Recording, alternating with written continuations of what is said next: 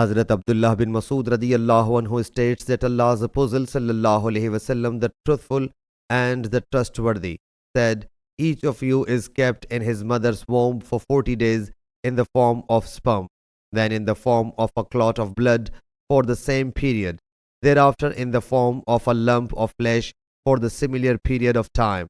Thereafter, Allah Jalla Jalaluhu dispatched him an angel granting him permission for four things.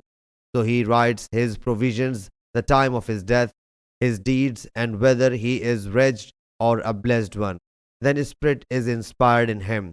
So someone of you performs the deeds befitting the paradise bound people until there remains a distance of a cubit between him and paradise. But the predestination prevails over him, hence performing the deeds of hell bound people.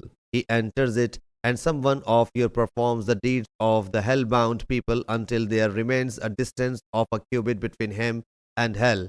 But the predestination prevails over him, hence performing the deeds of the paradise bound people. He enters it. Sahih Bukhari Hadith number 7454.